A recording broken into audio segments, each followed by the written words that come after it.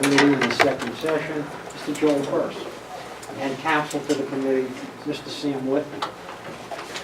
Our agenda tonight really revolves around hearing comments from the CEO of NICE Transportation, Mr. Michael Setzer.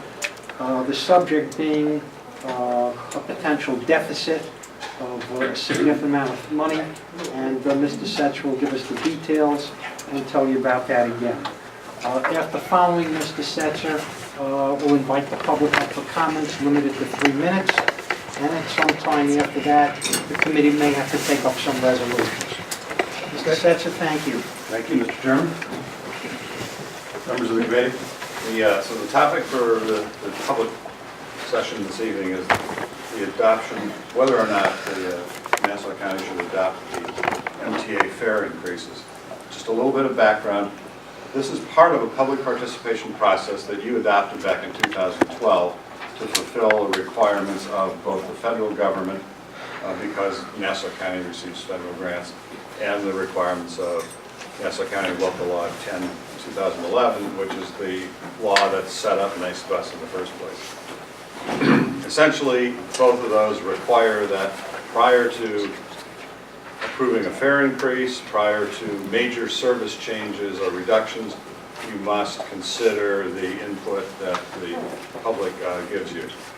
Also, another requirement that's similar is the Title VI requirement that is the result of our being a recipient of federal grants also, which says that you must have an impact analysis when you're considering a fare change to make sure, or to at least identify if there's a disparate impact on one group of people in Nassau County versus the others, either low income, minority, or people with limited English proficiency.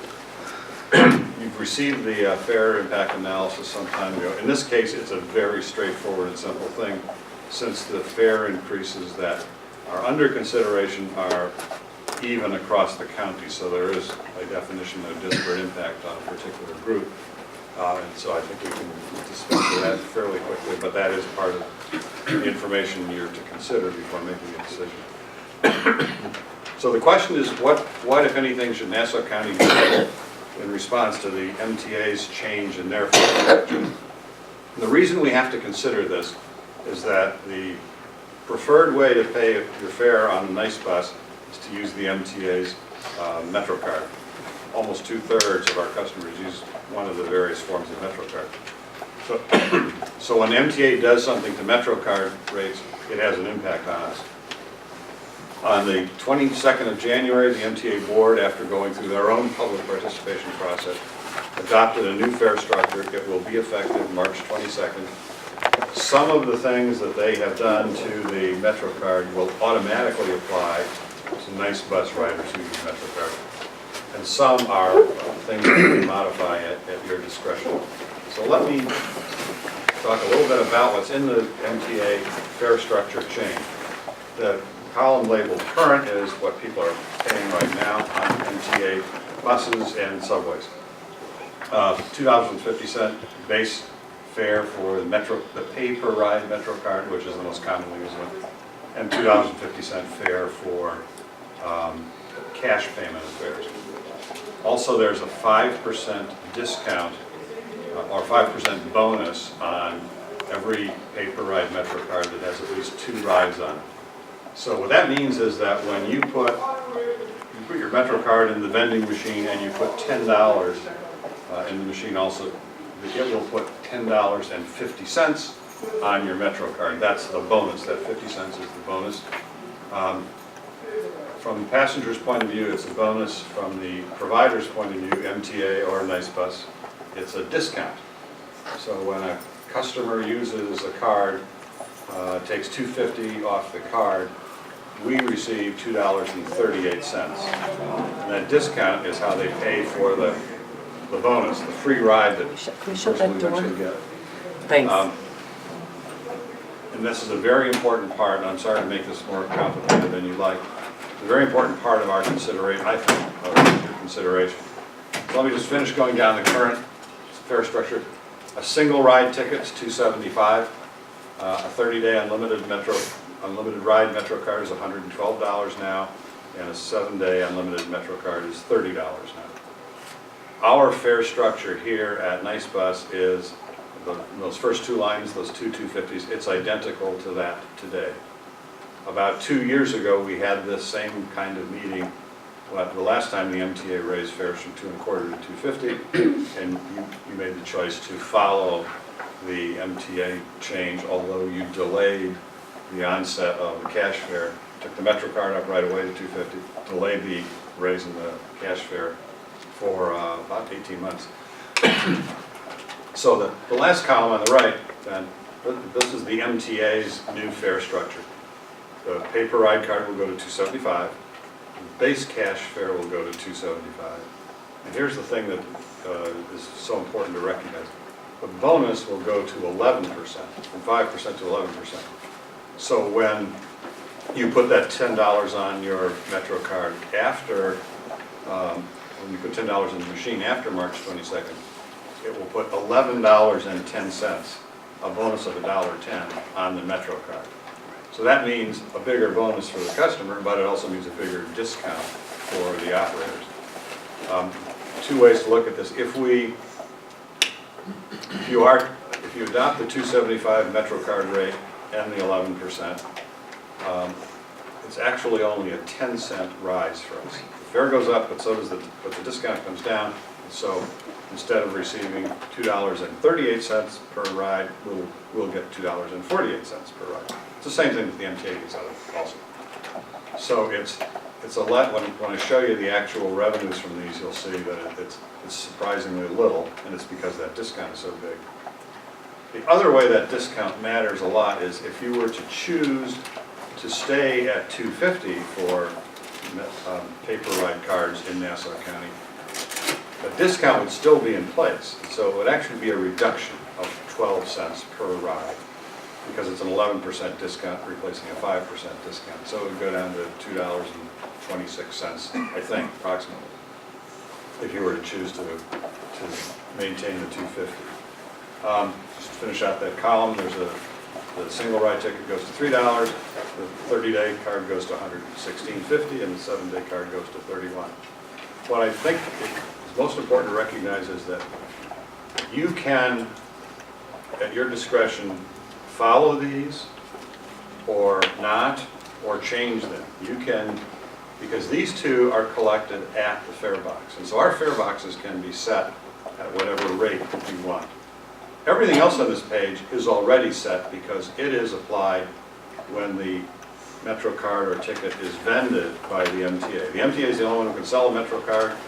And when they vend it, it is whatever rate they've set. So that 11% discount will be there no matter what you do with the cash fare or the Metro card rate. It's not there. Any questions on that? So, let's just say on the Metro card, we chose to keep it at $2.50. When the riders are buying that Metro card, they're still paying $2.75 when they buy it out of the vending machine. No, they're paying. They put value on. They put $10 on the card or $20. Right, but what I'm saying is ultimately they're paying the increase, but the MTA is getting it, not Nassau County. Probably so. Yeah. Right. 2 years ago when we went through this discussion, the MTA advised us that if there was a difference between our fare and theirs, and ours was lower, that when people transferred to an MTA subway or bus, they would collect the difference. But their tariff required them to do that. I assume that's still their position. Right. So those people who use the Metro card to transfer, not everybody does, but those who use the Metro card to transfer to the MTA will end up paying that quarter, but it won't come back to And we won't Nassau recoup County. any of that. Right. The MTA will recoup it all. Okay, Correct. thank you. Yes, sir. I don't see there the half fare for the seniors and the students. Is that, Well, that's is that right. coming? I didn't include it in this, but yes, it would be half of whatever rate you do. It can't be more than that. By federal law, it can't be more than half of the whatever rate we end up with. I forget what MTA did with those. Does anybody know that offhand? $1.35. $1.35. Okay. $1.35. Okay, thank you. Okay. This is the revenue that would be generated if you adopted the MTA fare structure across the board. MetroCard would produce only $500,000. there's only 9 months left in this year. By the time this is put in place, it goes in March 22nd. So 9 months worth of revenue would be about $500,000 from the MetroCard. More than twice that much from cash. And then, again, that's the discount. There's no discount on the cash fare, so if that goes up a quarter, the full quarter comes back to us. Go Mobile, which is our smartphone app, if that tracks the MetroCard rate, which is what it does now, that would add another $80,000 in revenue. So altogether, there's a potential of about $2 million worth of additional revenue in the remaining 9 months of this year. Just a couple of quick budget notes that I think you might want to consider as you're going through this discussion. So this is what the revenue outlook for 2015 is before any increases. That peach-colored wedge is the fare box, 47.1 million. That's what we estimate today's ridership would produce if the fares don't change. The purple half of the pie is the State Operating Assistance Program, or STOA. It's the biggest source of revenue for this operation. So some combination of those two is what we'll present in a budget to you next month. Here's the problem. Last week when the governor introduced the executive budget, for the first time in many years there was no increase in STOA, for not only for us but for everybody but the MTA and Rochester. And those were fairly small increases. So the governor's initial proposal is no increase. That's not final. The budget negotiations begin with the legislature, that it could be raised through that process, and that's what happened in 2013. Last year the governor recommended a 2% increase, and the legislature went along with that. In 2013, the governor recommended an increase, and the legislature raised it significantly above that. So it's very hard to anticipate today what the STOA amount might be. Last year we got another 1.2 million out of it. That's a 2% increase. The legislature has and usually takes right up till the end of March to adopt the budget. So I wouldn't be surprised if it takes at least that long this year. Just a little talking point. In 2009, as the governor began the sort of the post-recession budgeting, he articulated a 2% per year growth rate as the target rate for most state departments.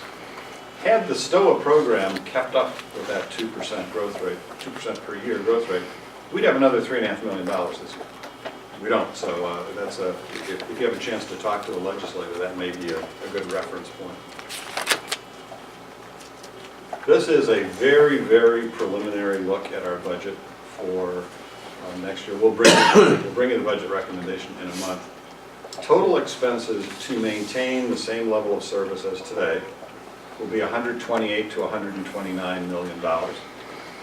Total of available revenues, if nothing is increased, if there's no fare increase, if there's no STOA increase, $122.4 million. So there's a gap of $6.6 million. I think the total expense number will come down a bit because when we go back and scrub the budget and look at natural gas costs, we'll probably be able to reduce that somewhat. So maybe best case $5.5 million gap that we're looking at for next year that we have to resolve out of all the sources of revenue. And the sources of revenue, or expenses, so the ways you can close that gap are first on the revenue side, more fare revenue, which is what they're considering this evening, more STOA, more county contribution, or some combination of all three of those things. Those really are the revenue sources that we can do something about potentially.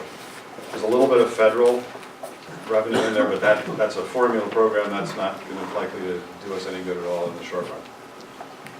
If we fail to close the gap on the revenue side, then we have to go to the expense side. Of course, we would look at all of our support costs, but if the gap is anything like 5.5 million, we would have to cut into service also. And the year will be half gone by the time we could actually implement that. So our year now starts in January. So that it would be a pretty uncomfortable, unpleasant situation if we had to balance this budget using service cuts. In the past, there's been agreement on the part of the committee, and our recommendation is that preservation of service is our first goal. We believe that that's the most important thing we can do for our customer base. And here's a chart that you've seen before that illustrates why keeping service stable is so important. The red line is month by month, 2013 complaints per 100,000 passengers. The blue line is month by month complaints per 100,000 passengers, 2014. So as you can see, our customers are significantly more satisfied as we stabilize service. There may be many reasons for that, but I think one of the reasons is that we've been able to keep the service stable, keep up the same number of hours of service on the street throughout those 2 years. And you're seeing part of the benefit of doing that. As we put new schedules in and then refine them and refine them and refine them, we get more on time and drivers get more accustomed to it. Passengers' expectations are adjusted to what we actually offer, and so you get a more satisfied passenger. Also, during that same period of time, ridership on the big routes, which is where most of our service is, the five biggest routes of the 48 routes carry half of all the passengers. Those routes have grown by 4% 2014 versus 2013. They're heavily used, they're crowded. There's no opportunity, in my mind, to thin those out in order to balance the budget. Or doing so would mean even more crowded buses, and it would mean passing up people at the bus stop because you just can't get another one on. So, again, my recommendation to you is that the last way to balance the budget is with service reductions. So that's the end of my remarks, and I'd be happy to answer any questions if you want. Let me just say that I've been informed that Mr. Blessinger is going to have to leave the meeting somewhat early, and Mr. Blessinger, whenever you have to leave, just please do what you have to do. We understand your commitment. Are there any comments from Mr. Setzer based on his presentation from members of the committee? Good. And thank you, Mr. Setzer. You're welcome. Okay, at this time, this is our second session today. We'd like to call on you, the public, to voice your comments. And what we're going to ask you to do before you get to the podium, particularly if you have something in writing, please look it over and, delete anything you feel is really not a priority, because your comments are limited to 3 minutes, and we try to keep the 3-minute rule equitable to everyone. So we'll start with that. Sir in the blue shirt. Yes. When you come to the podium, please state your name, the town you're from. If it's concerning any bus route, give us the number. If you represent yourself, tell us that. And if you represent an organization or a company, please let us know who you represent. Thank you. Well then, let's begin. My name is Richard Crowley. I represent myself and the Long Island Bus Riders Union. Members of the TAC, once again I come before you. I do realize that the MTA has raised fares, that this will affect people with metro cards. Even so, I do not believe that you should raise the fares for the NICE bus system, and the main reason is service, or should I say lack thereof. Lately, even with the previous fare raise, service has been lackluster at best, and at worst, non-existent. An example of this is a couple months ago. I worked at Avero. It's a software company here, but enough of that. And I left there at 5:15 to catch the 538 and 78 bus that picked me up on the corner of Newtown Road and South Service Road. It never showed up. But I told myself, here's one more bus. After that will hopefully pick me up. That is the 638 and 78 bus. That bus never showed. It was the last bus of the evening, and believe me, it left me in quite a predicament. So I had to call a cab to take me home. It cost me $17 that night. But that was not the most interesting. But that was not the most interesting part of this. I had 2 other cab riders with me, and guess what? They were from different bus stops on that route. You know, they depend on that bus, to get home, to get them to where they need to be in that evening, in the evening. So even though I know you guys are operating on this, explain to me this. Explain to me why it is fair that I have to pay more for such body service. Explain to me that. The secondary reason is that the people who use buses are not a piggy bank. You expect us to cover for your shortcomings by raising the fare every time, expecting that people who depend on the buses will have no choice but to oblige you. Understand this. There will come a time when this will not be possible and no one will ride the buses anymore. This will present a grim scenario for those people in Nassau County who can't or won't learn how to drive. For those of us who can travel, they will have to leave Nassau County for good and go back to places like New York City where they have affordable public transportation. For those who can't travel this easily or at all, there will be homebound. Can you imagine what it is like to be homebound? To have to depend on others for even the most simplest of things, like like going to the store or to a doctor's appointment. If you do this, this is what the people in Nassau County will face. So I am urging you, reconsider, find new ways to get funding without having to cut services or place new burdens on the very people who depend on this service, such as it is. That is all. Good day. Thank you. Can you spell your name? Oh, Spell your name if you don't mind. Richard, last name Clolery. Thank you. Do you have another copy of that maybe you could give to the stenographer so he could... Could he have that copy? Yeah, you can have this. Thank I'm you. done with it. Yeah. That way we make sure it's all right in the record. Thank you. You really, you're welcome. I improvised a bit. It's not.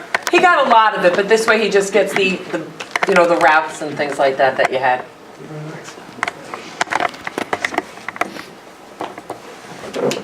Sir in the black shirt, thank you.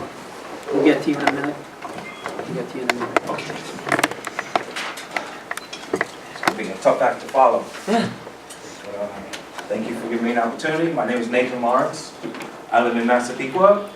I'm also a member of Queens Community Board 12, serving Southeast Queens. I don't know if you're familiar with the community board structure in Queens, but take some time to look it up. It actually is the Jamaica Hub area of Queens, serving the N4, the N6. I don't know where this 22 goes in Queens. It goes to Flushing. But basically, I grew up in Queens. We moved to Nassau. So my familiarity is more with the N4 out of Freeport to Jamaica and back. So I see from both sides, the people leaving Nassau to go to Queens, and people leaving Queens to come to Nassau. And the N4, if you look at Archer Avenue, the Long Island Railroad, it's the last stop all the way at the end for all the Queens buses, right? But it's probably the most crowded stop. So I'm looking at that interchange between the guy who gets off the subway at Archer Avenue to get on the N4 to come to Freeport, and then maybe to another bus like the 43, whatever, out of Freeport.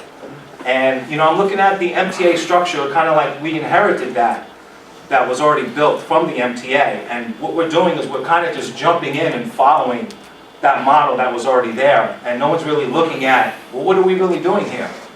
So when the N4 gets into Queens, it stops picking up. You can only drop off. And coming back, it only picks up, but it doesn't drop off. So there's a revenue loss opportunity there. And there's a ridership enhancement because when you hit the Queens border, it's straight to Jamaica, unless someone got to get off. And people do get off, actually, farmers in Baisley, along the way in Queens. But how are we sharing that money with the MTA? Who's getting paid for this? And why doesn't the MTA come into Freeport? Why is there no Q92 from Queens to Freeport? Because they can't afford it. They're not stupid enough to say, yeah, you basically can run from Babylon to Jamaica for $250. They're not going to make that run. It costs too much. So I think we should look at, and even speaking from the community board in Queens, which I'm supposed to service, and my own county, which I live in and have to participate in, that Queens, Nassau interchange, like why are we paying the bill in Nassau to service people in Queens, even if they're from Nassau going to Queens, and how is that Queens rider coming into Nassau without paying us at the border? And he mentioned that if the MTA raises the fare to $275, but Nassau keeps it at $250, that transfer will hit that extra 25 cents off of the ticket, but it won't if you get off the subway and just dip it. It'll take the $250 from Jamaica to Freeport. So you're gonna miss that revenue opportunity. I also love the NICE mobile app, because that's what I'm using now anyway, so the MetroCard ain't gonna affect me. It's impossible to find change, because they don't take dollar bills on the NICE buses. To have 275 and change, and you're sitting there 25, 35, 16, 17, 18, 19. People pay with a MetroCard or the NICE app, and I'm seeing more and more students use the NICE app because they're more savvy with the smartphone thing. So maybe you can focus people towards the NICE app by keeping the fare lower on the NICE app, or you can address that transfer because you can't use the NICE to go into the subway, because now you got to use your MetroCard. So you guys, I mean, it probably doesn't affect you that much, but that interchange between Queens and Nassau has got to be a huge revenue drain and a revenue lost opportunity to see why isn't the MTA coming this way, and why are we bearing the burden and cutting into our budget, and with 6 million, even if you got to 2, you still fall short. So it's a lot of camouflage, and I hate to see you really hurt the N4. It's one of my favorite lines, or the N6, because that comes out of Hempstead. The 22, which rides higher up, Jericho Turnpike and Hillside Avenue, those major arteries to go into Queens and back to Flushing. But you should, over the next few years, look at that. Thank you.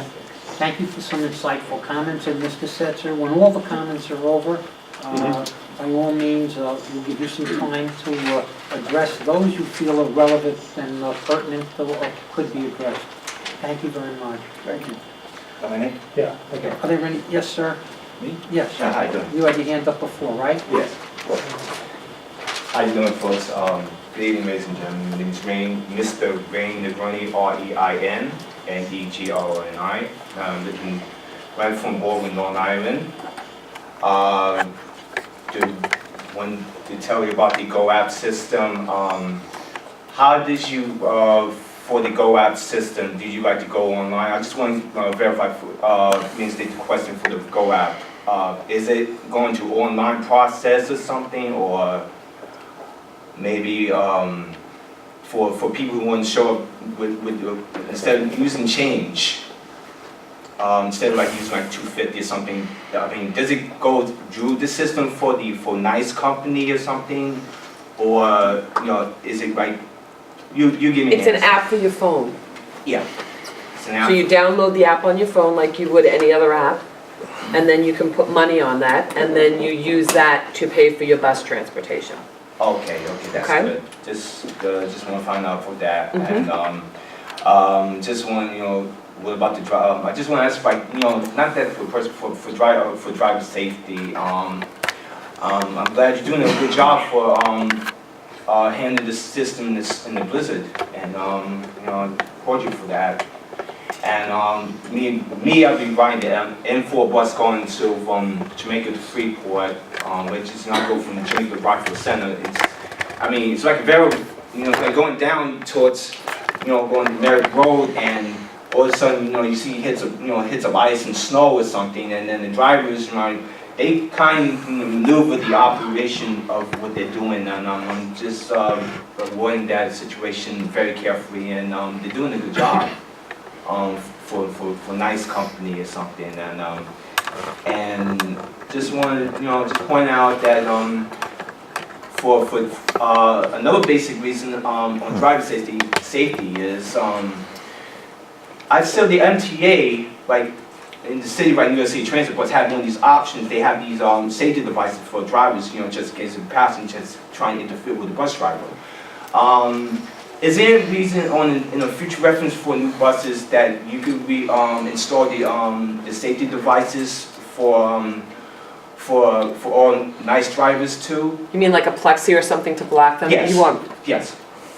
Yes. Is it coming real soon, or I'm not sure when it's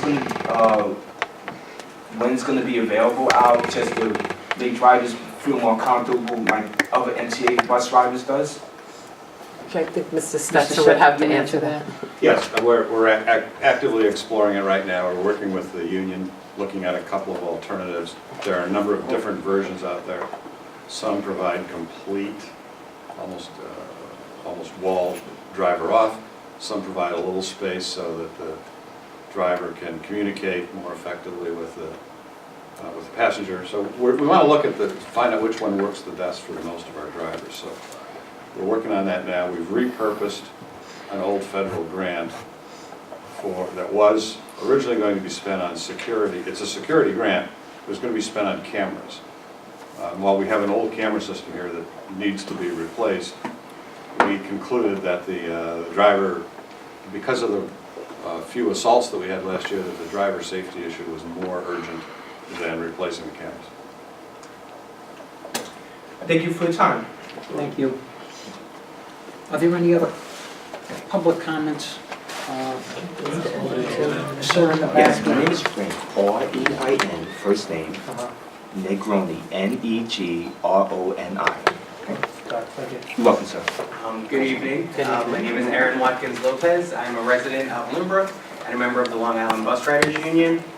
I actually missed the presentation earlier today because I was here for the first meeting. And I just want to point out that even with the fare increase, it would only generate under $2 million, as it was stated before. I was here in July when there was, another deficit, and this seems to be, it's a pattern. We put a Band-Aid on it, you raise the fare increase, 6 months later, you still have a deficit from last year. This is not a cure-all, it's not going to fix anything, it's just going to be a Band-Aid effect.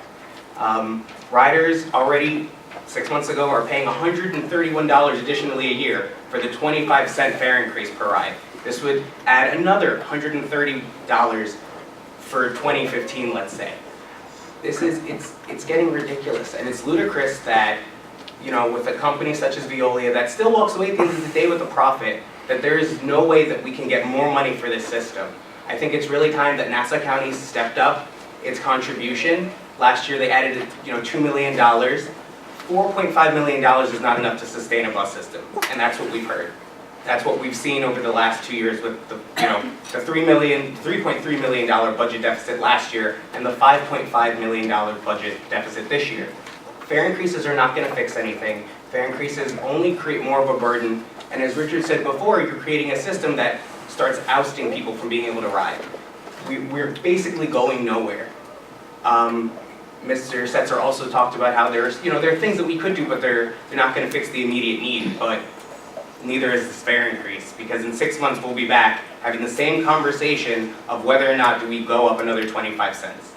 Nassau County residents can't afford this. Nassau County residents don't want to pay $3 or $2.75 a ride on a bus when gas is $2.15. It's creating an environment that pushes people off the bus. And at the end of this year, it'll come a time where the contract says that NICE can now raise the fares on paratransit unit. How long does it take before a ride is $5, $10 round trip for people with disabilities? Fare increases are not the cure. It has never been and it never will. Nassau County residents are urging you to not take money out of their pockets. It's the county's turn to step up and fund their system. Can I just say something? I just do want to point out that NICEbus has put in, I believe it's over $500,000 of their own money towards the deficit. So I don't want you to think that they're not chipping in. How much did NICEbus make last year in revenue? That'll come in our next annual planning budget. Well, I just wanted to know in comparison. Do you know off the top of your head? The revenue is not revenue to Transdev, it's revenue to Nassau County. We use it to pay for service. I know, but in your contract, you take a portion of how much revenue you Well, that's doing business. That's the cost of doing business. Exactly, but I just wanted to know in comparison, because $500,000, $500,000 is, not that much if we're trying to run a system. No, but they don't have to do that. That's a contribution they gave that. I work for Morgan Stanley. They don't give $1 million to a certain program. I'm just saying they've done their part to try to help balance the budget. And so, yes, you're right. I understand what you're saying, but it's the county. There's other avenues we could go down. Exactly. But I just don't want when you said they don't do anything. I just want to make sure whoever wasn't here understands they have given a contribution of their own towards the deficit. And I just want to also, that's great, you're right, but so have the riders of Nassau County. Absolutely. Almost 40% of the budget comes from fare box revenue. So, at the same time, we applaud NICE. That's, it's great. It's good that you see a private entity helping a public service. But when the public is putting in more than the people in charge are putting in, there comes a problem. And you know what, I'm not saying anything about Veolia, I'm just saying that Nassau County needs to up their game. And they need to come here and they need to give NICE the money they need to operate and to continue operating, so we have a system that's long-lasting, efficient, and affordable for all. Good. Thank you. Thank You you. certainly made your point. Thank you. Thank you. And just to correct a couple of things, the current deficit without any increase in fares at the moment is 6.6 million. And last year, Nassau County put in 2.5 million, not 2 million. And then there was the contribution we had from NICE. You misheard me. The deficit last year was 3 million. NASA put in 2.5. 2.5, yes. Yep. You said 2. Thank you. Are there any other comments, Mr. Endo? Would you like to just introduce your topic and have Ms. Comerford read it into the record for us? Yep, that's okay. Thank you, Mr. I could read it. You're gonna read it? Okay. Is it just one page, Mr. Endo? Yeah. Okay. Go ahead, Mr. Endo. Thank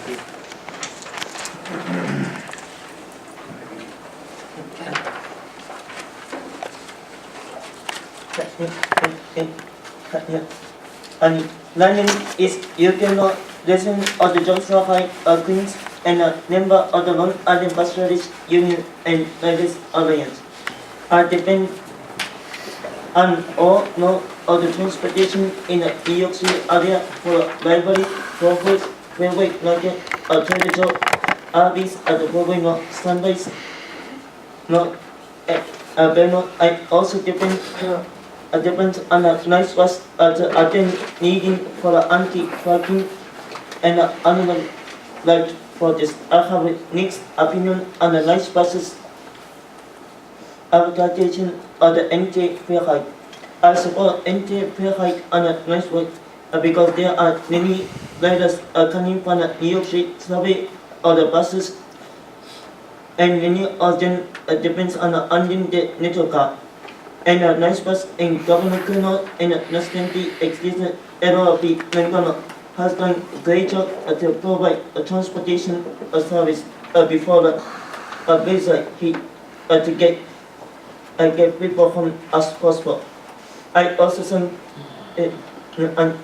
thank many nice bus drivers who work in this storm weather, trying hard to provide service during horrible weather. But in order to support fare and fare increase, and I have seen a letter to Governor Andrew N. Kuno to fund no money for the nice bus for the nation, so the nice bus will be able to provide a better bus service for the customers. Nice bus need to continue to use any network, regular or unlimited network.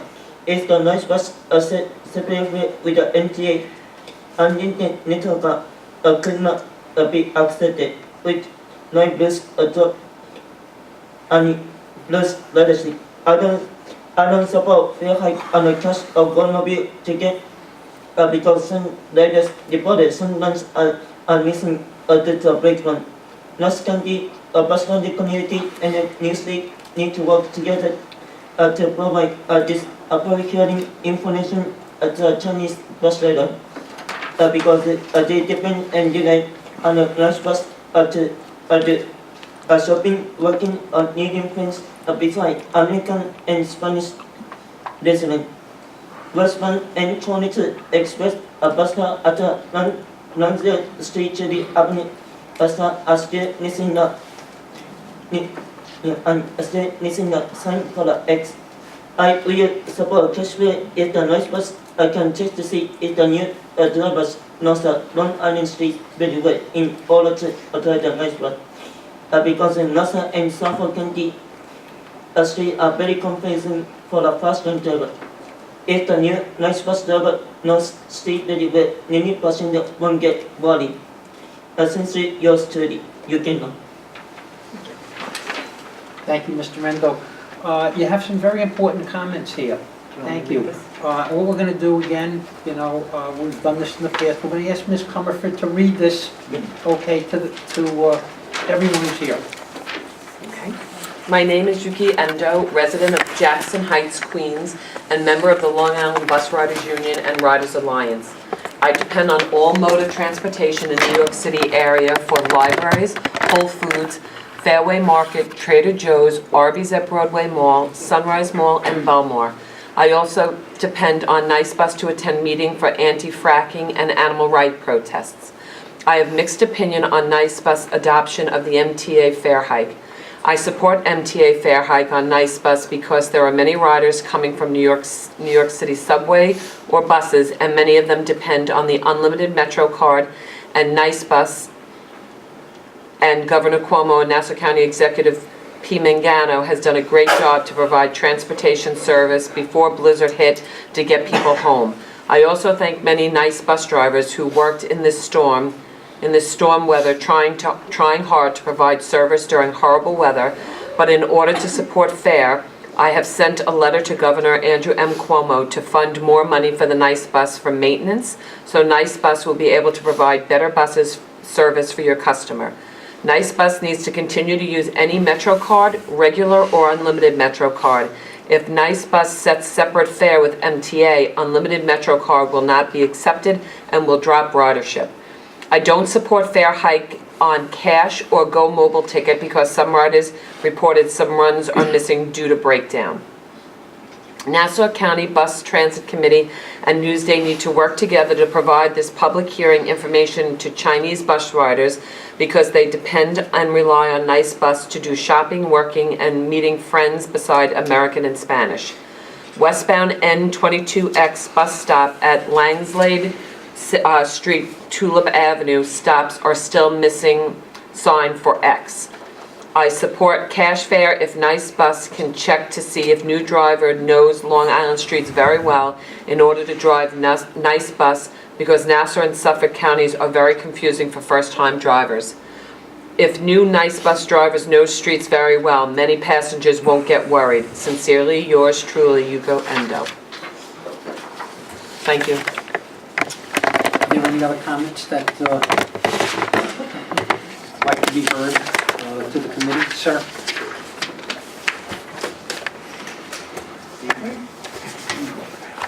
Name is Errol Parker, spelled E-R-R-O-L, Parker. I have 2 residencies, one in Levittown, and I keep one in New York City as well. Like I said, I'm going to go back to the days before MTA. Like I say, I learned this system basically when I first worked out in Long Island 20 years ago. Young kid, you know what? I drove, but I also drove and used the bus a lot to work in the school system as in IT and as well as other jobs throughout Nassau and throughout my adult working life. So it's nice to go over. Though I work in the city, I do work odd jobs in Nassau and in Suffolk.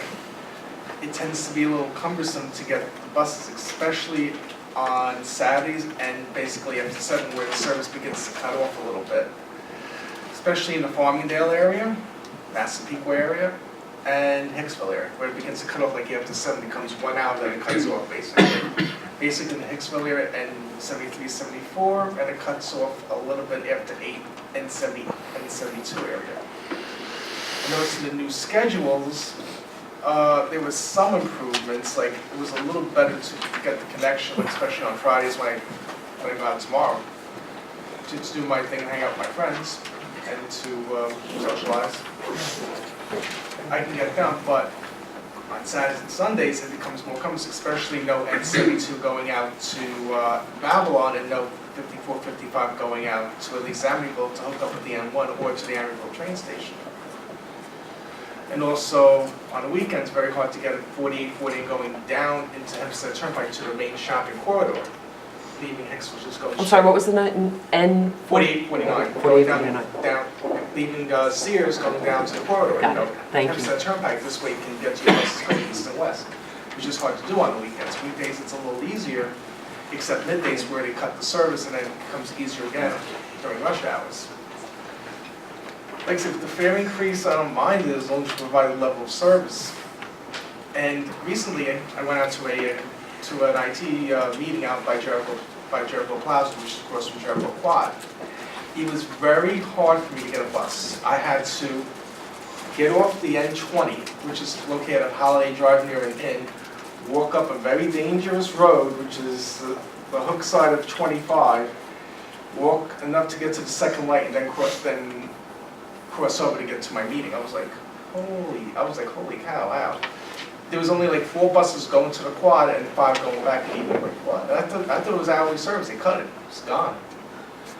And that's like a huge area. Which is Jericho Quad. Like you have like 10,000 workers in that area. It's like there's a lot of businesses. Quadtronics, Darby, T-Mobile. If you have T-Mobile, your customer service is out in Jericho Quad. They have HP customer support out there, or business support, not customer, but business support is out in Jericho Plaza. A lot of companies, but no one taking help. Right. Try to wrap up, take another 20 seconds. Okay. I do have one quick question for the assessor, actually. It's between the Suffolk transfer and to Nassau. Some drivers charge 50 cents, some charge a quarter. Do you know what the correct rate is offhand between Suffolk and Nassau? I don't, see if I can get some help. Should be quarter. Should be a quarter. Should be a quarter. I've been hooked, sometimes I've been hooked and yelled at for 50 cents a couple of times. They even stopped the service, they even called the police once on me to pay the 50 cents. And I showed my pass, like, hey, I'm supposed to pay a quarter. Like, not 50 cents, so I stopped the bus. One of the drivers actually stopped the bus. This was on the N72 about a month ago. Anytime there's 650 drivers, any issue, somebody might have the wrong information. So when that happens, you need to let us know right away so we can find it. I did. Okay, very good. But still, very little. Go back. Basically, that's the end of my statement at this point. Sorry if I had to go into the other stuff, but No, thank you. I make sure to stay within the thread. Thank you. Sorry, can you spell your last name again? P-A-R-K-E-R. Parker. Emerald was his first name. Are there any other, is there anyone else who'd like to address the committee? Young lady, please.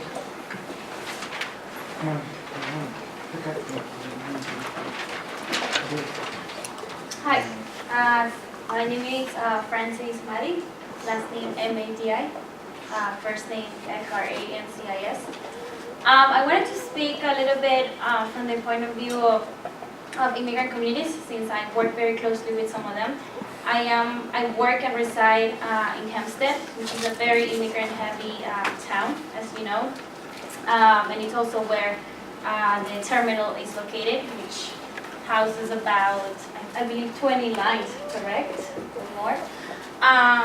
And just from my personal point of view, it's terrible that, you know, Nassau County residents have to go through these fare hike, but I also understand why it's happening. What I don't get is why is it that every time there's a fare hike, I have to hear from our communities or from my mom that, you know, if there's a blizzard like we had this week, she can't wait for the bus under one of the bus stops because it's either filled with snow or there's just not like space to wait for it. So I've been hearing people complain that they have to stand on the street or they have to stand on top of the snow, and as you know, it's very cold to be standing on top of snow and waiting for a bus. So I'm just saying, like, if we're going to be raising these fares, we should also address these other issues that many commuters are facing every day. I've also heard of many riders complaining that the buses are never on time, that they have to wait sometimes even an hour to get home when it should be 20 minutes. And the drivers usually don't explain why they're late. And this makes these communities feel not empowered at all. And I want them to understand that, you know, these hikes have to happen because of the MetroCard difference and the MTA, but we also need to understand that it's very important to address these other issues. So I just wanted to raise that. Thank you very much. Is there anyone else who'd like to address the committee? Sir in the back.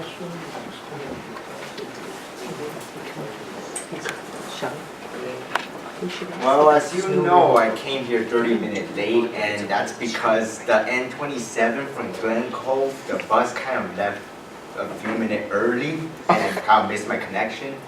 But the N27 have a really bad habit of leaving early, and it's even worse than leaving late because you don't know if the bus is going to come at all.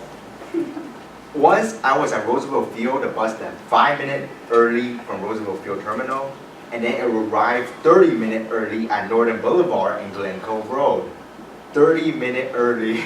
Like, if someone's waiting there, they're not gonna be waiting at the bus stop 30 minutes early. Like, some bus drivers need to know the schedules because it's not good that the bus leaves the terminals early.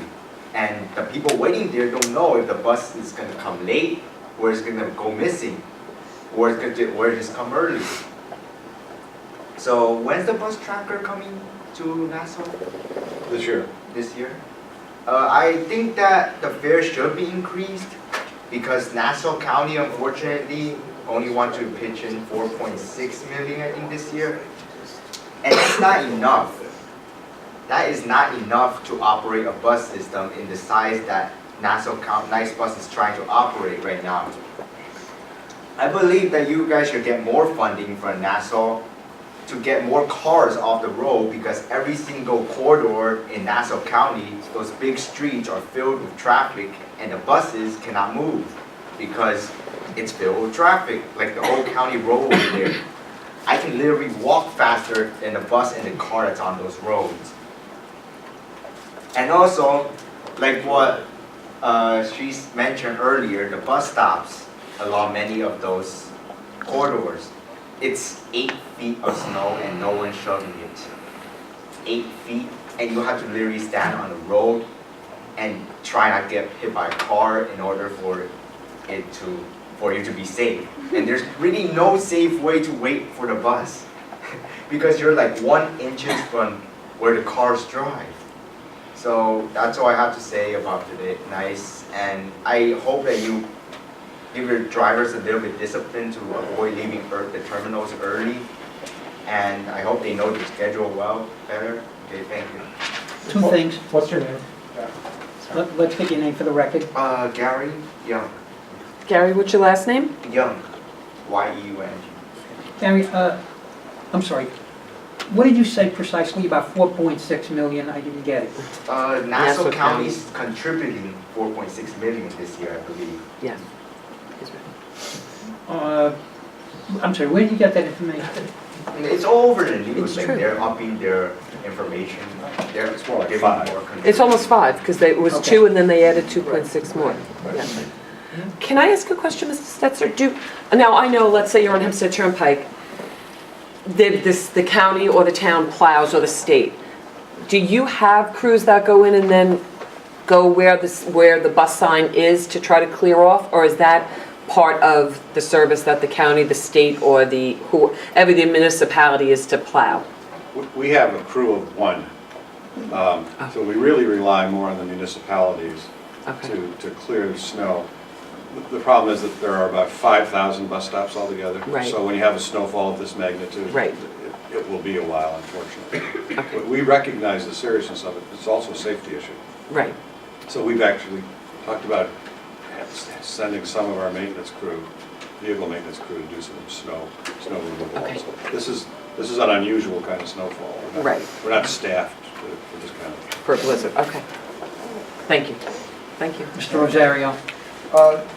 That tracking system is not fully implemented because then you could avoid instances where, like this young man said, a bus showing up to point B 30 minutes early, that would definitely show up in traffic. So am I to understand that it's not 100% out there yet? Well, it's getting close, and we can now use it when we have enough information to look at a particular incident. It captures a history of everything that's happened. So if somebody will tell us a time and a place and a date, we can go back and assuming the bus had the instrumentation on, and most of them do now, we can go back and look at what actually happened. Was it early? Was it very late? Was it delayed by an accident? There are lots of things that might have happened. You have the data on his comments as far as the date's concerned? No, I didn't. He didn't say. What date was that, Mr. Young? Do you know? That was a few weeks ago. Oh, you gotta be more specific. What about today? Did you say you were late because the bus was early? Yeah, I believe the 516 from Northern, I think it was early, a few minutes. Is that today? Yes. And then you missed, okay, so, Okay, we can check that out. yeah. I thought he said it was today, he was late today because the bus was early. Do you see the time where, and I think you spoke about this, Right, maybe in the they never future, where people that are standing at stops will be able to see, I know MTA has that, where they could see it on their phone and track the bus that's coming and you know what I'm saying? If you Yes. see it. Is that coming? Mr. Or is Rosario, it- yeah, it's not very far in the future, but that, by the end of this year, sometime between now and then, that capacity will be there so people can look at it. They'll have an app, they could see when the bus is coming or where it is. They'll right? see where the bus is and they'll see a prediction of when it will get to them. Right, that would be very helpful for the public, yeah. Steve, do you use your iPhone? Do you have an iPhone? Yeah. Okay. What Mr. Setzer said is, you know, before this year is over, with your iPhone, you will have the advantage of knowing precisely when the bus is coming and where it's at. Yeah, that's a good addition, I believe. Okay. Are there any other comments? Yeah, No. That's a question. Who's that? I'm sorry. Oh, I didn't see his hand. I'm sorry. It's okay. Joel? Mr. Setzer, just, I'm not familiar overly with the schedules, but do some of the buses have time stops in case a bus would be early, the driver would stop for 2-3 minutes to catch up?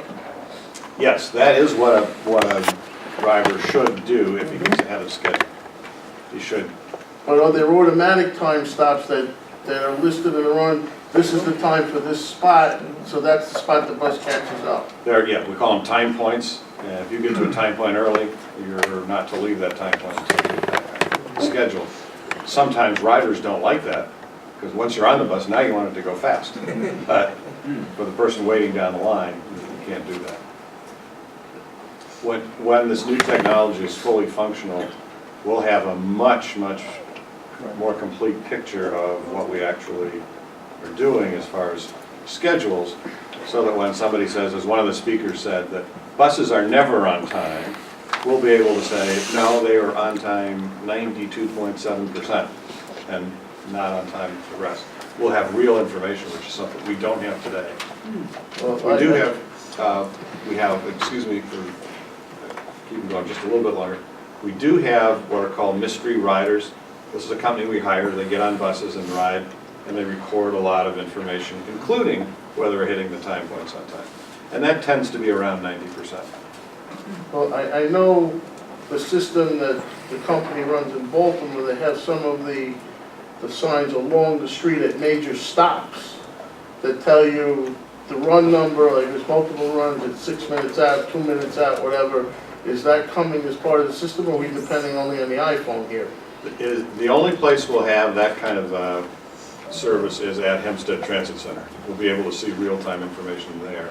Someday, the grant that paid for this was not sufficient to provide that at other locations.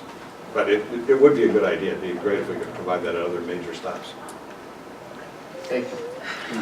Are there any other comments from the public? I'm sorry. At this point, it's people who haven't talked. Yeah, people who haven't spoken. People who have not I just have spoken. a brief comment. Just, Can't do that. Hold on. the Queensborough president said, I asked you for the time, don't build me a clock. So a lot of what the riders are worrying about is where the bus is. And these metrics and the statistical data are very important for the organization to look at the macro effect of where the buses are, the 90% efficiency. But that doesn't matter when it's 20 degrees, you've been standing there for an hour. I mean, that's really the core of the problem. So if there's going to be a push to resolve the issue, I think it should be consumer-based. You know, put that out there as quickly and as efficiently as possible, and then kind of backtrack it into your overall statistical data, because you could sit in a room and look at the time points, and I've seen time point stops, and the riders do get agitated when he sits there for like 7 minutes. But if you miss that bus, because it's like 7 minutes early, and like you said, you're standing there in oblivion, and you don't know, it's an hour for the next one. Should I go take the train? Should I leave? You know, you don't want to walk away, but... Well, the app will help with that, because you'll know exactly But where the bus is. that's what I'm saying. Look at the consumer side. Well, it has to be consumer-based, and then they can pull metrics from what the consumer sees. Okay. It has to be, it's consumer-based, and then they'll be able to pull reports off what to have it. You have to have the consumer use it to be able to pull the information. So Right. it'll be serve both sides. Mr. Chairman, can I just ask Mr. Setzer a couple of questions about the Certainly, Metro card, certainly, please? Mr. Wallner. Mr. Setzer, the Metro card is an MTA product, is that correct? That's right. And if what I understand from what you told this committee, if we don't adopt the fare increase, the MTA fare increase on the Metro card, we're going to lose money two ways, we meaning NICE and the county. If someone gets on a bus in Nassau County because of the discount rate, you'll be collecting less money than you did before. Correct. Correct?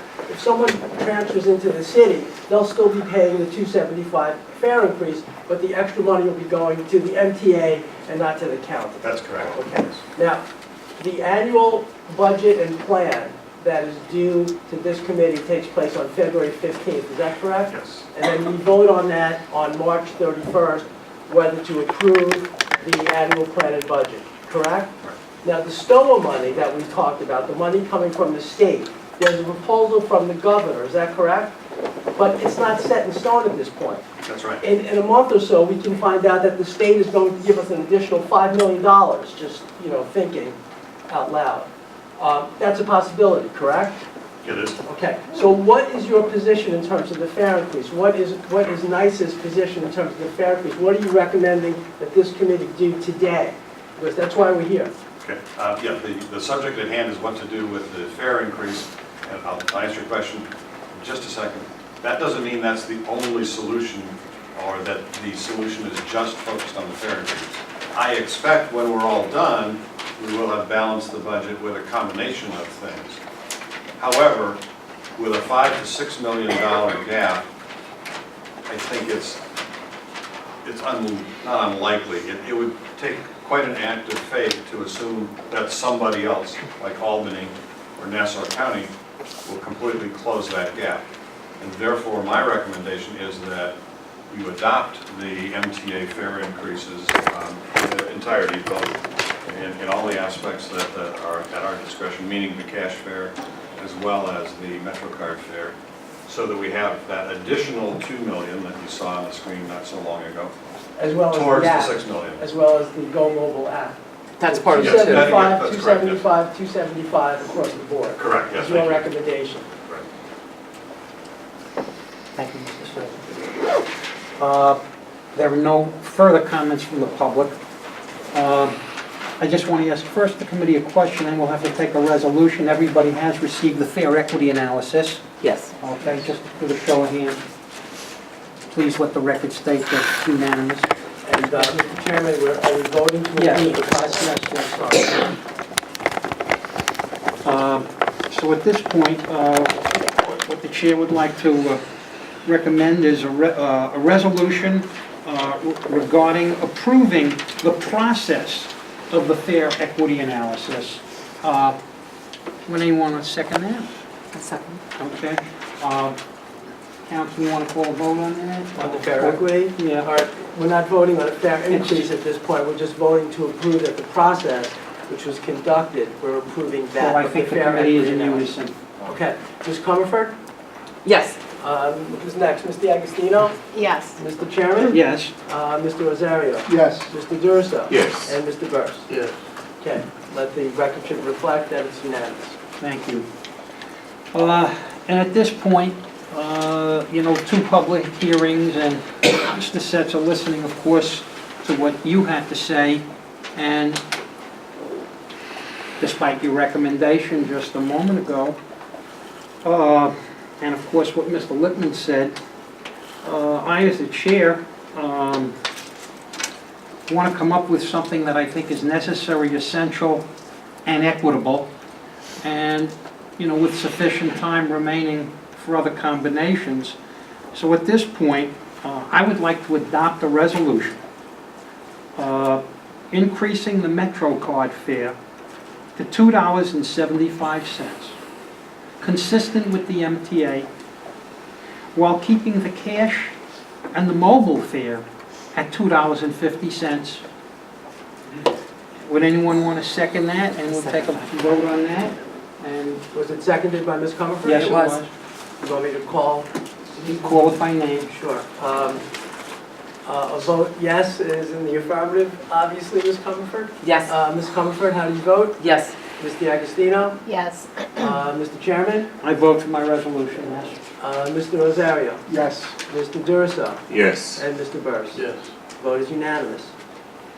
And by our vote, we are increasing the MetroCard fare consistent with the MTA fare hike to $2.75, while at the same time Keeping the cash and mobile fare at $2.50. and the Go Mobile app at $2.50 Correct. as well.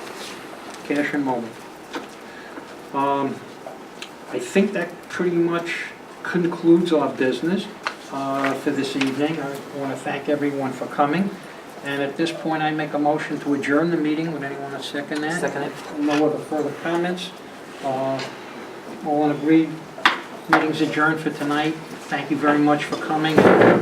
Please drive safely.